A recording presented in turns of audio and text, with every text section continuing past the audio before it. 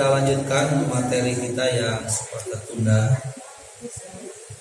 Masih hadis yang ke-29 dari kitab Minhajus Sunnah tentang dia'ul amanah, tentang menyanyiakan amanah.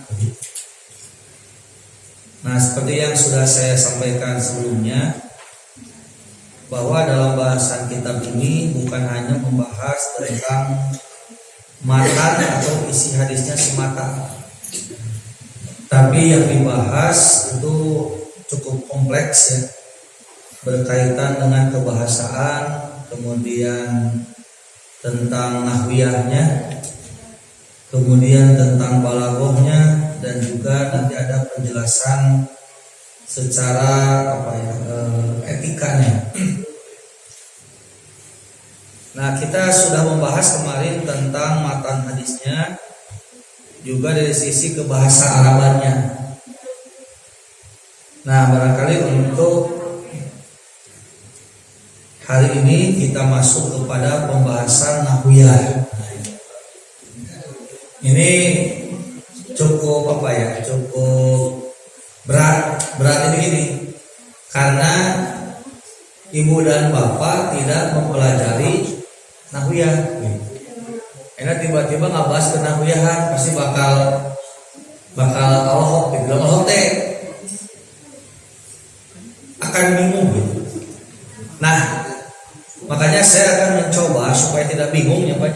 Karena sebetulnya kalau kita perhatikan ilmu-ilmu yang berkaitan dengan tata bahasa Arab itu sama dengan ilmu tata bahasa Indonesia sebetulnya. Jadi yang membedakan itu cuma penggunaan istilah. Kalau tata bahasa Indonesia pakai bahasa Indonesia, kalau istilahnya qawaid Arabiyah menggunakan bahasa Arab. Padahal sebetulnya etak-etak gitu. Nah, makanya saya akan coba kaidah bahasa Arab ini menggunakan pendekatan tata bahasa Indonesia, biar bisa diterima oleh semua lapisan masyarakat, baik yang belajar nahwu ataupun tidak begitu.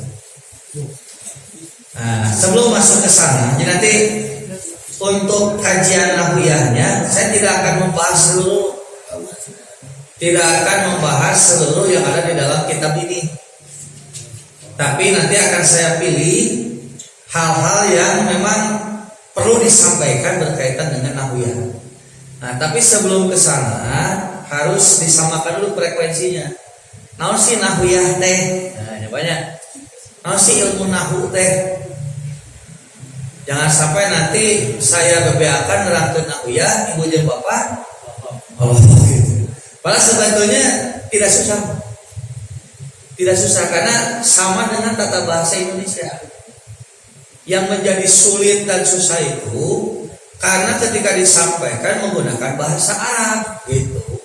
Jadi asa anyar boleh tak sebenarnya. Ibu pernah mendengar kalimat subjek, predikat, objek, pernahnya? Ibu tahu nggak fa'il itu apa? Fa'ilnya fa'il teh subjek. Subjek itu pelaku kan, pelaku pekerja. Tadi dalam bahasa Arab disebut teh fa'il begitu. Kata kerja, kata kerja bahasa Arab namanya fi'il. Kemudian objek gitu kan, yang menjadi sasaran pekerjaan itu namanya maf'ul bih. Nah, jadi etak-etak sebetulnya. Gitu. Nah, yang bikin bingung dan sulit itu biasanya bahasa yang digunakan bukan bahasa yang memang umum kita pelajari. Jadi siga pelajaran aneh gitu. Kalau bukan pelajaran baru, pelajaran sehari-hari gitu. Nah, kenapa ini pembahasan nahwiyah oleh Imam An-Nawawi, oleh Imam As-Sabuni dibahas? Jadi nahwiyah itu fungsinya adalah untuk mengetahui kedudukan suatu kalimat. Jadi kayaknya banyak. Nah, gitu. Nah, dalam bahasa Arab namanya disebutnya kalimat, tapi kalau dalam bahasa Indonesia namanya kata. Non kata teh Pak? Kata teh susunan dari beberapa huruf. Jadi kata teh susunan dari beberapa huruf. Non huruf teh? Huruf teh lapad yang dengan rapad itu tersusun kata. Huruf teh misalnya makanya ya Ina dia B. Ya naon? Huruf ya. Ina dia A, B, A, non A teh huruf. Ina dia P, non P teh huruf. Ina dia A disebut teh huruf ayat. Nah, susunan dari huruf ini disebut kata. Bapak bapaknya disebutnya kata. Kenapa? Susunan dari huruf. Nah, ya. Ini dia huruf. P dia huruf. Nah, ketika huruf ini disusun jadi pergi disebutnya apa? Kata. Tuh, ya namanya ke kata karena susunan dari huruf. Tuh, pasar. Pasar teh kata karena susunan dari huruf. Ketika disatukan maka menjadi kata. Nah, jadi untuk episode kali ini kurang tinggal bahas ieu karena memang yang jadi bab sekarang ini tentang pembahasan kenahwiyahan. Nah, kalau saya menjelaskan kayak begini, saya yakin ibu dan bapak bakatnya gimana tuh pelajaran SD-nya memang SD. Tapi kalau saya gunakan pakai bahasa Arab kita tadi gitunya pasti wah asa hebat gitu. Wah ada orang malah menulis jadi adanya. Atau kayak paribasa, wah sudah ilmiah ya. Nama ilmiah. Jadi kalau saya dari awal menjelaskan ini pakai bahasa Arab kita tadi, saya yakin ibu dan bapak bakal iya nulis gitu kan. Tapi karena saya menjelaskannya pakai kalimat-kalimat yang sering bapak ketemu, saya yakin ibu dan bapak akan berkata, kieu nyata pembahasan awet itu kieu. Kenapa? Nah, nanti kalimat kata-kata ini akan disusun menjadi sebuah kalimat. Dalam bahasa Arab kalimat itu disebut jumlah. Kamu nanya ya? Kayaknya ya. Kata jadi kalimat, tangke kalimat dina bahasa maaf ya. Disusun jadi kalimat. Dalam bahasa Arab kata teh kalimat.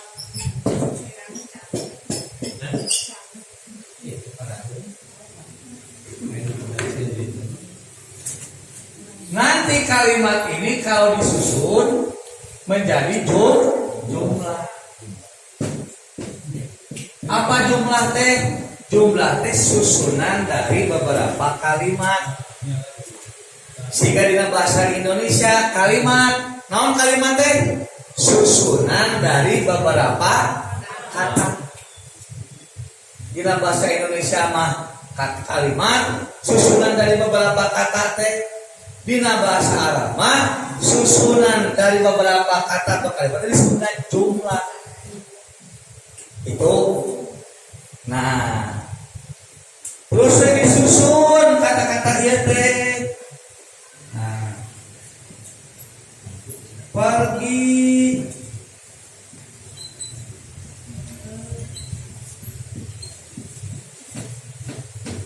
Nah, coba baca Bu. Pergi ke bapak pasar. Tah, nu kitu disebutkan naon dia? Kalimat. Kenapa kalimat? Susunan dari beberapa kata. Pergi kata, ke kata, bapak kata, pasar kata. Lamun dihijikeun jadi kalimat. Itu bahasa Indonesia lah Pak, kalau kata bahasa Arab. Makanya lagi bahasa Indonesia juga lagi. Nah, pergi ke bapak pasar teh disebut teh kalimat. Ngan pertanyaanna kahati teh kalimat ieu. Itu banyak teh kahati. Nah, batu kahati susunan. Karena kedudukan tiap katanya terpugu. Mana kata kerja, mana kata benda, mana objek, mana kata sambung. Makanya dilahirlah yang namanya tata bahasa Indonesia. Mata kayak SPOK, SPOK teh subjek, predikat, objek, keterangan. Oke. Namun dia sesuai dengan SPOK tidak ya? Tidak hanya. Makanya mana tidak kata kerja? Pergi. Mana orang yang perginya? Bapak. Mana objeknya? Mana keterangannya? Nah, coba susunlah kalimat ini dengan baik dan benar. Nah, gitu ya. Pan dan SD teman kita nanti diajar teh. Nah aja kumpul teh dipabelikeun kalimat teh. Kita budak teh sina diajar nyusun kalimat, nepikeun ka kata-kata anu dihijikeun teh boga arti anu jelas. Kumaha? Maunya banyak. Nah ini makanya pulunan mana lah kahiji ya. Kedua pergi, katilu ke kaopat. Nah cara jadi bahasa Indonesia yang paling diajaran nahwiyah itu. Karena bab yang akan kita bahas sekarang bab tentang kenahwiyahan dalam kitabnya. Nah, tapi kalau frekuensinya tidak disamakan dulu, tiba-tiba kita bahas nahwiyah, pasti bakal ngakulang. Kayak bisi dia abdi ampun sorangan nerangkeun siga nu ibu. GR sorangan lalu. Nah, makanya saya bawa dulu ke sini supaya frekuensinya sama. Ngabahas nahwiyah teh ternyata tidak sesulit yang ibu bayangkan, gitu maksudnya. Karena sebetulnya nahwiyah itu sama dengan tata bahasa Indonesia. Yang membedakan nahwiyah mah bahasa Arab, tata bahasa Indonesia mah bahasa Indonesia. Lamun diterapkan sami sebetulnya begitu. Nah ini, ketika Bapak pergi ke pasar, kalimat bukan? Kalimat ini siga tadi ngan aya nama kaharti. Tah fungsi nahwiyah teh kitu ke. Ulah nepikeun kangge saarabna. Makanya nanti dengan ilmu nahwu kita bisa paham mana kata kerja, mana pelaku, mana objek. Kenapa?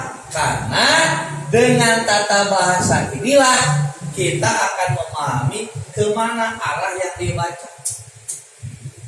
So, ibu maca koran anu kaharti kumaha? Nya bosan, nya bingung. Tapi keun ka buku ieu, pikasdieun buku ieu. Mun ibu teh ceurik cenah ta ceurik baca wae ka ibu teh mimiti lebih ka tamat teu ceurik saeutik detik aja kunaon tah nah make bahasa Cina tuh. Jadi yang membuat orang menangis, tertawa, gogodeg, juga gitu, demi keamak, itu karena yang kita baca itu ngerti. Nepikeun kalau mengerti mah nyebutnya titik komana jelas tuh. Intonasinya mana pertanyaan, mana kata seru, mana pernyataan, mana pertanyaan, mana perintah, mana larangan. Nepikeun kan kita teh salah mahamkeun omongan Jokowi teh. Nya langsung sentimen wae ka Jokowi. Sing ngene Jokowi nu salah, ibu salah maca. Ya kan bisa saja karena salah koma, salah. Budakku di sekolah di kelas punya guru itu susah dikasih tahu. Gaweana teh kan udur. Parokona teh nya kitu di kelas. Kadang-kadang ngahajakeun murid teh. Yukul goblok. Ai baru dapat terakhir sampai kana naroko. Ai di bejaan kalakang ngadat, malunya ngaran guru. Ada asa aing murid dengan. Akhirnya si murid itu menulis dalam kertas tulisan terus disimpan ngajeblak dina meja guru. Sugana ku tulisan mah gurunya semakin paham dan mengerti apa yang dimaksud oleh murid. Begitu sampai gurunya masuk kelas dibaca. Wah, guru murid geus kieu we. Alhamdulillah dibaca. Sugana si bapak robah. Nah, ari kieuteun eta kertasna. Nawarkeun rokok, cekes, berungkeun deui. Kalau kamu tinggal hajar. Sampai akhirnya si murid itu protes, "Pak Guru, apakah Anda tidak membaca apa yang kami tulis?" Cek Pak Guru, "Justru saya merokok ini karena membaca tulisan kalian." Nah, apa naon? Coba kalian baca. "Pak Guru, kami tidak merokok." "Pak Guru, kami tidak merokok." Berarti naon tak usina eta tulisan? Melarang gurunya merokok atau pernyataan kami tidak merokok? Padahal maksud gurunya kumaha nulis teh? Pak Guru, kami tidak merokok. Sami teh? Pak Guru, kami tidak merokok. Jeung Pak Guru, kami tidak merokok, sama tidak? Padahal beda naon? Beda koma. Kusabab murid mah maksudna komana dina kami, ari si guru urangnya teu pintar teu kumaha. Komana dina Pak Guru, mata Pak Guru, koma kami tidak merokok, nya alus we cek guru. Padahal maksudna murid mah naon? Pak Guru, kami tidak gara-gara naon teh eta? Gara-gara koma. Makanya yang mengerti mah titik koma ge puguh di mana eureun, di mana berkah. Nah, itulah fungsi ilmu nahwu. Tosnya dia gambaran besarnya. Nah, dina bahasa Arab ya bagus deh. Nah, apa sebenarnya dianya tradisi keilmuan itu dulu tidak dengan cara mencatat, tidak. Jadi rata-rata dengan cara oral, dari mulut ke mulut. Dan mereka lebih dominan menggunakan hafalan daripada tulis. Maka kalau mau menggunakan hafalan perlu pintar nulis. Orang kalau mengandalkan hafalan perlu pintar nulis. Kudu. Masa sempat tinggal di beratnya leutik kene tapi bisa maca, tapi nampak hafal Quran. Ya karena menggunakan sistem tadi teh mulut ke mulut. Makanya ayat budak teu bisa nulis, can bisa maca, tapi nah bisa hafal karena menggunakan lisan. Nah, dulu itu rata-rata orang itu menggunakan itu. Jadi budaya nulis termasuk budaya yang sangat lama. Mereka cukup menggunakan hafalan dari mulut ke mulut. Dan qadarullah, hafalan yang mereka miliki itu siga kaset. Ya lamun ayeuna ngomong ge ya. Nah, apa yang saya omongkan, karena langsung napal di nama saka bapak. Persis nepikeun ka titik koma. Sampai ka titik. Mata harita mah lamun aya nu naus teh ciri teh. Ciri naon? Ciri hafalanana kurang kuat harita kitu.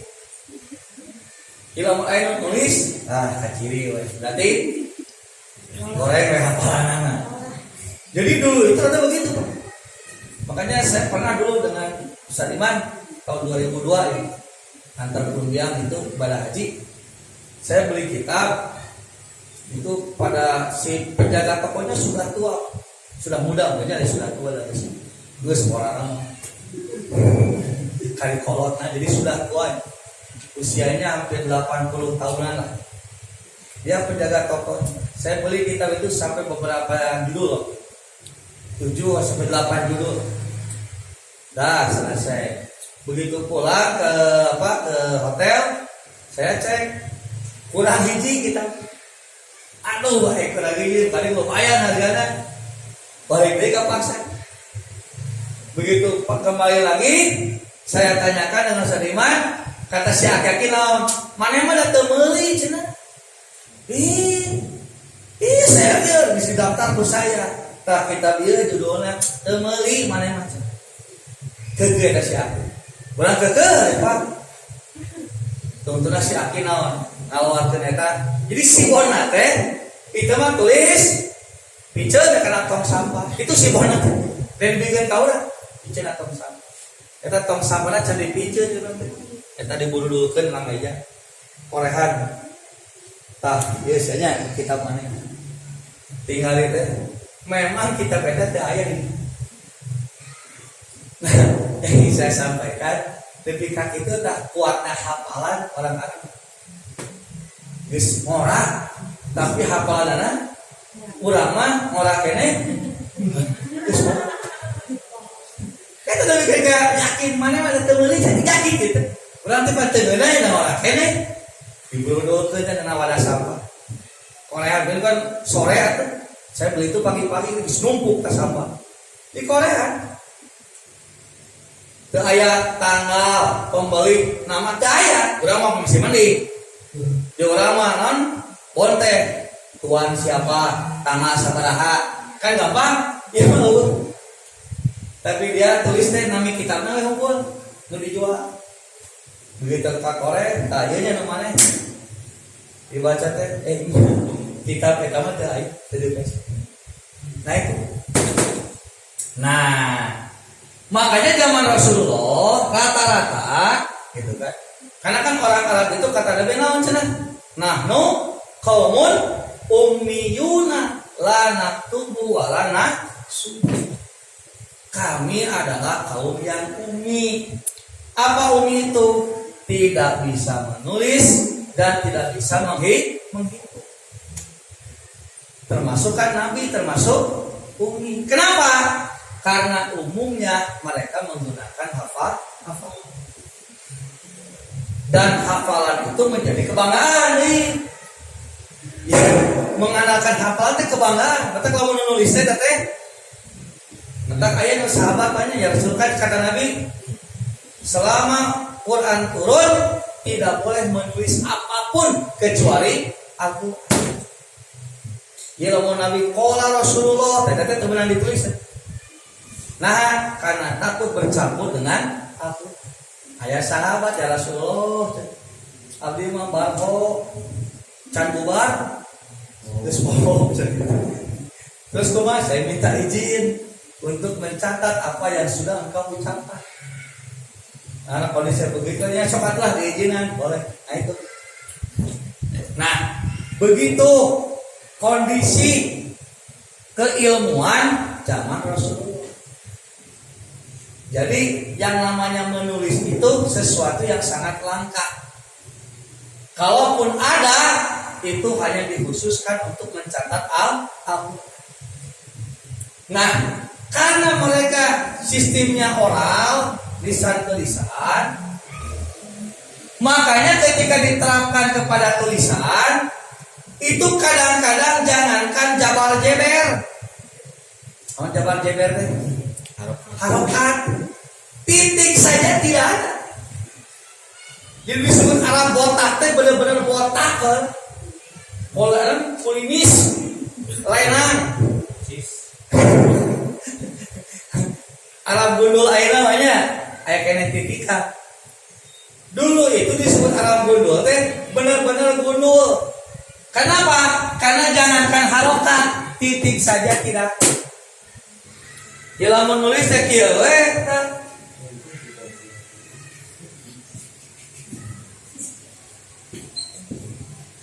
itu. Kabaca tuh ya? Oh itu. Oh, Eman biasa. Orang Arab Eman.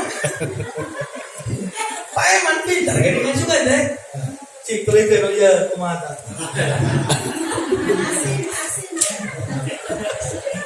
Wah, mau iya, irang misalnya ya.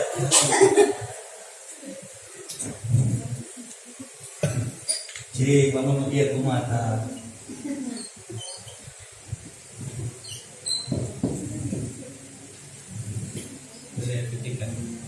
Oh, salah. Tapi dari orang Arab gitu tuh.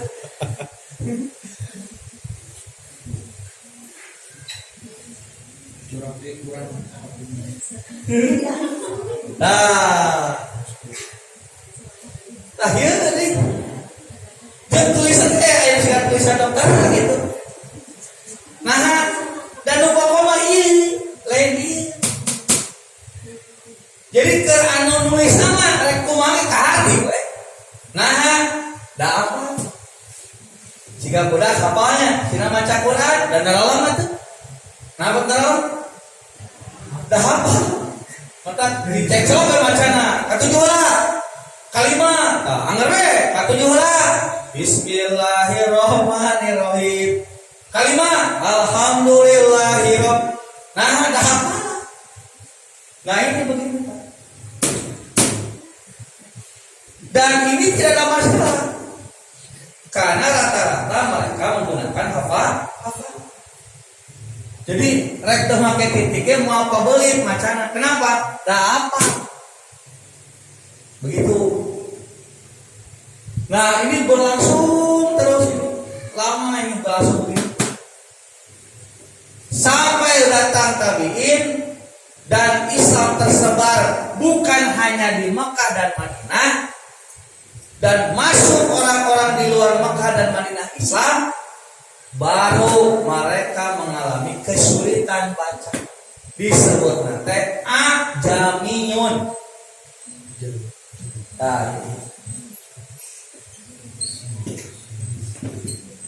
Ajamiyun teh naon? Ajamiyun teh asing. Nah, ya Pak Eman orang asing kan ya? Asing teh orang Arab. Jadi disebut ajam itu orang-orang yang di luar Arab. Mereka menerima hadis, menerima Quran, pabelit. Kenapa pabelit? Ya kan, apa marana nama? Ketika baca, kieu deui, kumaha ya? Nah,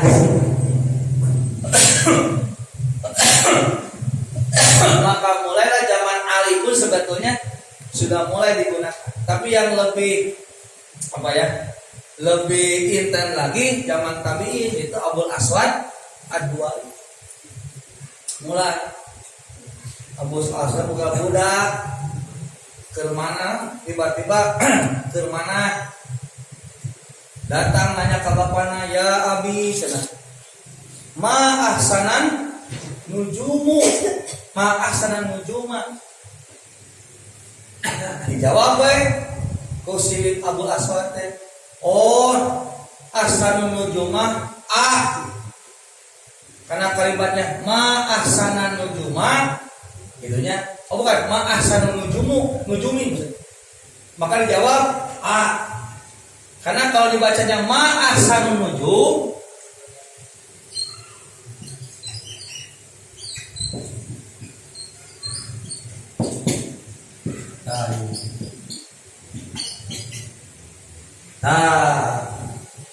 ini berarti pertanyaan. Wahai ayahku, gunung apa? Bintang apakah yang paling baik? Dijawab ku Abul Aswad teh, nyata bintang anu. Cek anak teh, wahai ayahku, bukan itu yang saya maksud. Saya sedang tidak bertanya gunung apa, bintang apa. Tapi saya sedang memuji keindahan bintang. Cek bapak nanti akhirnya salah, mana emang ngomong teh. Ulah monyong, itah. Non itah teh buka mulutnya, jadi ma ahsana. Lain ma ahsanu, ma ahsana. Mun ma ahsana nujuma artinya alangkah indahnya bintang itu. Tapi lamun ma ahsanun nujum, bintang apakah yang paling? Mata cek bapak nanti celangap. Mana celangap teh? Bukan mulut. Ya kan dipatah a. Lamun di domongan naon? Monyong.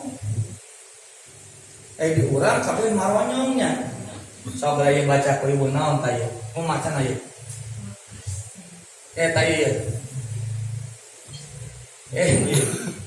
Tadi baca iman ibu.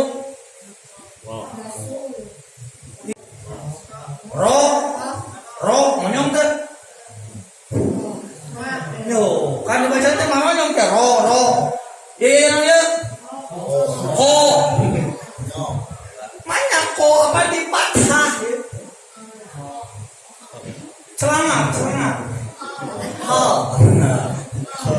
Itu lain lain roh. Mata pantas diorang ketika di plastik make o-nya. Rasul itu make o, Rasulullah. Nah, dalam bacaan manyong. Padahal patah mah dibuka mulutnya, lain roh a. Berarti ra. To zo ro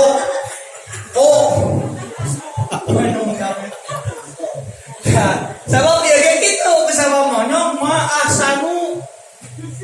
Ku bade jawabnya itu cenah bintang itu ngaran cek ulangna lain eta disalahkeun bapak. Cek bapak tanya mana nu salah ngomong atuh lain dimonyongkeun celangap. Bukakeun mulutna ma ahsana. Berarti lamun kita sedang memuji alangkah indahnya bintang. Nah itu Pak itu dibahas ke nahwiyahan. Jadi untuk apa dipelajari nahwiyahnya? Untuk mengetahui kedudukan. Siga ieu. Itu mau bertanya tentang bintang yang paling baik atau sedang memuji bintang. Ya duka gitu kan. Ya tadi dia nahwiyah. Lamun dibaca nadoma, ieu teh sedang bertanya. Kalau dibaca fathah, ini teh sedang nah itu. Nah, termasuk nanti tadi teh mana subjek, mana predikat, mana objek.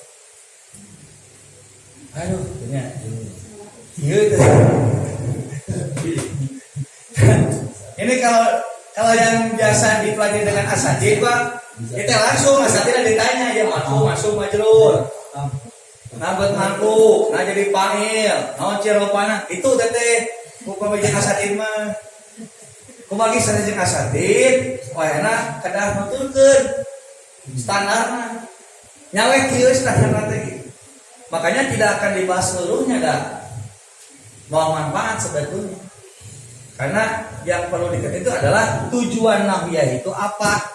Untuk mengetahui kedudukan kalimat. Mana yang jadi predikat, mana yang jadi objek, mana yang jadi keterangan. Nah, nanti tujuannya apa? Yaitu tadi supaya tidak salah memahami makna.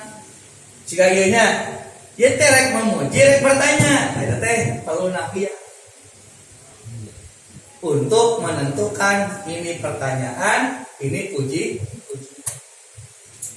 Dah, gitu Pak. Saya bertanyakan Pak.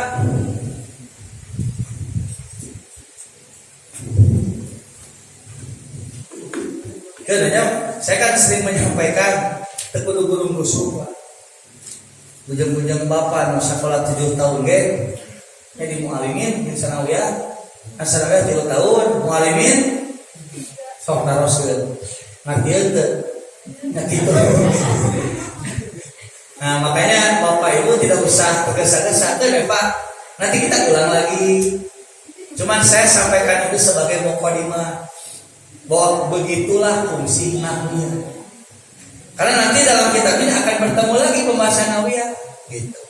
Tak kemah kita mulai dengan menjelaskan kalimat. Tidak usah semua kalimat di hadis ini.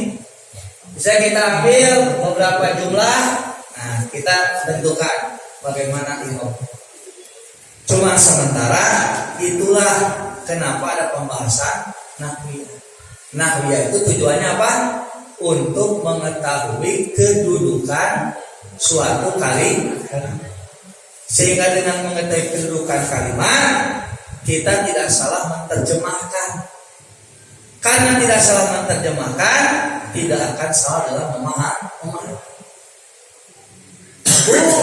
Budak ibu ditakol.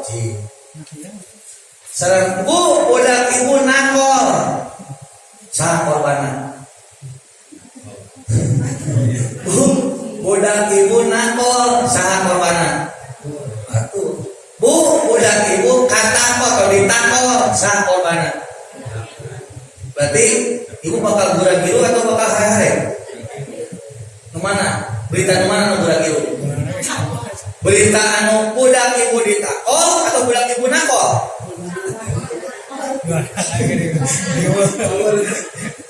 Bahaya, bu budak ibu nakol? Baik biasa. Bu budak ibu ditakol, buru ibu tidak jadi orang. Ya itu. Jadi kalimat itu begitu penting. Makanya kenapa ada pembahasan nahwiyah itu supaya nanti jelas apa yang sedang dibahas, apa yang sedang diucapkan oleh Rasul. Karena nanti dari kalimat-kalimat ini akan melahirkan kesimpulan-kesimpulan, bukan hanya kesimpulan hukum, Pak, tapi kesimpulan-kesimpulan dalam kehidupan. Kenapa? Karena ucapan Nabi mah penuh hikmah. Teu asbun siga urang. Lama kadang-kadang ngomong teh saaya-aya, namun ngomong gitu hayang we bisa dah namanya. Tak Rasulullah mah teu aya istilah hayang we. Rasulullah ngomong A B C T aya maksud jeung tujuan. Nah, cek Allah dalam Rasul jeung Allah manggil buru-buru jawab panggilan. Kenapa? Lima yuhyikum, karena akan menghidupkan jiwa kamu. Dan Allah dan Rasulullah mengajar teh moal aya istilah heureui. Pak Haji, ayeuna urusan heureui teh Pak Haji nih. Serius teuing. Tah moal kitu. Nabi mah moal aya istilah kitu. Gerawan sahabat pas datang teh, ayeuna mana datang ka dieu? Pancen Rasul manggil, heureui atuh pirang nih. Serius moal. Kalau memanggil pasti ada maksud, ada tujuan. Kalau ngomong ada arah dan tujuan dari kalimat. Nepikeun ka heureuna Nabi mah nyapanya jadi pikiranna datang ini geus orang geus kolot. orangnya ini di sekolah. Ya Rasulullah, di surga mungkin ayat ini sehingga dia malaya, malaya ini, oh cina kan curi langsungnya sih nangis. Kenapa nangis? Ya kan, kenapa bertahun-tahun hidup ibadah ternyata tidak masuk surga. Nah, kata Nabi, ya nih, lain mau masuk ke surga ini, tapi ini dia bakal jadi ngora deui. Oh gitu, seueur. Nabi kayak Nabi nggak bohong kan nyebutkan, oh ini deui. Memang tidak ini deui. Tapi nah tuh Nabi tempat nyebutkan gitu, ya deui. Tapi hari Nabi mah memang nyaman gitu ini. Nah, sabab kan ini teh bakal jadi gitu Pak. Makan kurma, wah sahabat ayo mujail kan Nabi, ayo si cakap si sikina teh kumpulkeun ka Nabi, kumpulkeun kan geus minum, oh ayo ngabarok tinggal di jalan Nabi nirobok ceuk. Nah berrobok itu jeung siki kurma pangumpulna. Cek Nabi teh saya mah saking maleuheung bisa sakeun kene sikina. Pada saya tak biasa sikina. Bisa berobok. Nah, Nabi itu begitu, Pak. Makanya kenapa kalimat Nabi mah kudu diperhatikeun? Penting cenah salah satu adabna lamun aya qala Rasulullah ragepkeun ulah kata ngalondo, ulah nyaho HP, ulah ngalaweun. Kenapa? Karena tadi setiap kata-katanya itu yukiku akan menghidupkan kalian karena kata-katanya penuh dengan tahu salah sakit tuh yang panjang-panjang deh ya silakan. Nanti soal Nabi katanya ada baca Quran, ada di terjemahan perkata begini, terjemahan ke selatnya beda, betul. Nah, Nah ya bagus pertanyaan ini seperti yang pernah saya sampaikan sebelumnya kan tentang kebahasa Araban kemarin. Ternyata menerjemahkan satu kalimat kepada kalimat itu tidak semudah yang kita bayangkan. Karena untuk menerjemahkan kalimat yang lain kepada bahasa yang lain itu kadang-kadang harus mencari pendekatan dulu makna yang sama. Bahkan saya pernah menyampaikan tong maka Arab ke Indonesia gimana terjemahkan Indonesia ku Sunda kadang-kadang pabelit. Ya kan, harus ada padanan katanya kan. Contohnya kamarnya, kira-kira tuh. Bahasa Sunda ke naon? Nanti. Emang bahasa Sunda bahasa Indonesia ke. Kamu di ke. Mau di ke bahasa Indonesia naon? Tuh kan, kalau setelah telat kan gitu kan.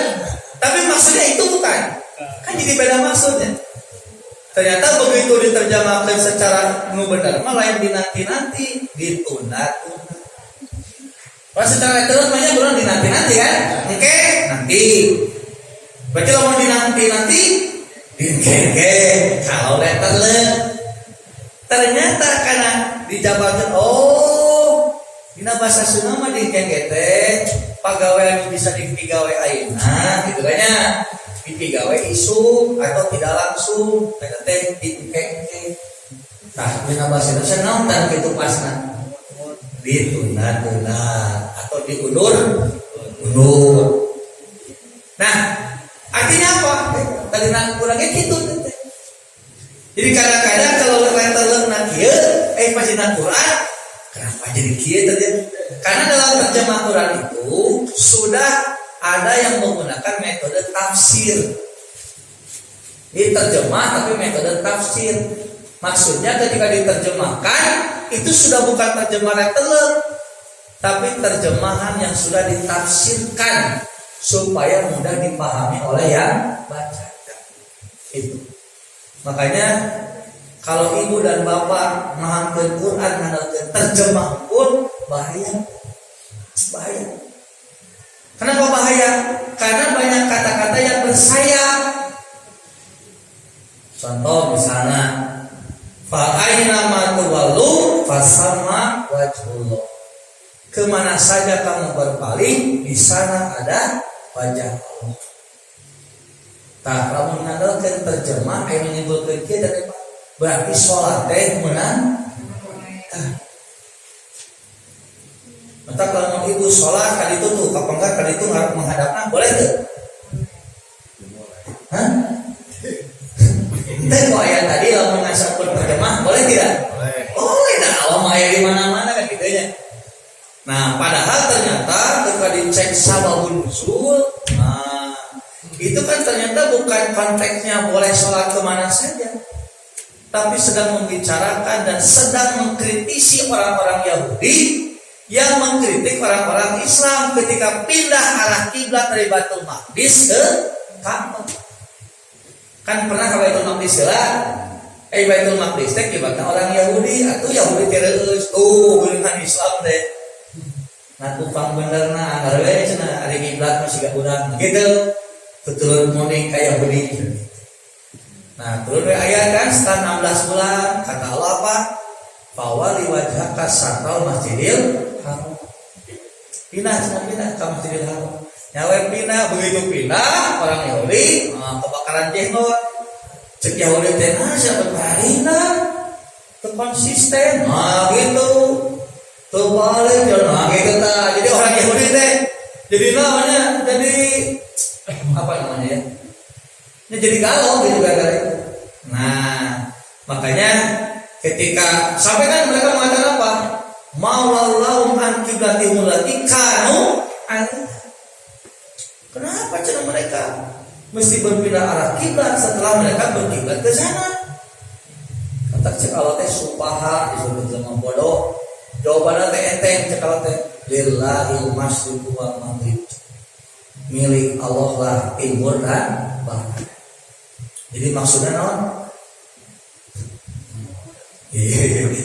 Siga ibu ngajeun imah ai pantona teh di luhur di suhuna ngajeun pantona teh ai nu ngaliwat nanyakeun ibu nah cenah pantot teh dina suhuna cek ibu naon kumaha we sadar kitu teh kenapa cenah kiblat berpindah timur jeung barat teh milik Allah terus naon aya maneh gitu nah baru cek Allah fa aina ma tuwallu fasama wajhu kemana saja kamu berpaling ke arah kiblat yang Allah ridhoi maka di sana ada wajah. Jadi lain orang menang menghadap ke mana wae lamun urang menghadap ke arah nuku Allah diparentah tah eta teh bener begitu. Jadi orang Islam mereka Baitul Maqdis mereka Baitul Ka'bah gitu kan, terus salah. Cuman setelah ada perintah ke Ka'bah, berarti itu dihapus ketentuan dulu yang sholat ke Baitul Maqdis. Jadi ke mana? Nah, ke Ka'bah. Tak ibadah menuju ke Baitul Maqdis, salah benar? Benar, ada perintah ku Allah. Cuman sekarang ada revisi begitu. Nah makanya kalau hanya mengenalkan terjemah tapi terjemah teh ya lumayan gitu kan orang-orang tengah black day tapi jangan sampai nanti hanya mengenalkan terjemah kita tiba-tiba menyimpulkan hukum bahaya nanti banyak hukum-hukum yang jadi ngaco gara-gara hanya mengenalkan terjemah. Tidak berdosa misalnya orang yang beriman dan beramal soleh terhadap minuman dan makanan yang haram selama mereka tetap beriman dan beramal soleh. Tahu tak kesimpulan berarti? Di satu tumbangan, satu tung sholat, du digepeng itu. Namun sebenarnya terjemah. Dan ternyata terjadi kan? Ayah gubernur zaman Umar bin Khattab mabok, padahal gubernur betul. Sedangkan gubernur zaman Umar bin Khattab itu sagawai. Tapi eta mabok, begitu ditanya, nah mana cara mabok? Ayah dalilna saya masih. Dalil tadi. Begitu diterangkan di nasabah penunjukna, oh ayat eta mah lain ke anu tetap sholat, kan? Lain ke STMJ, lain sholat tuluy masyada lain.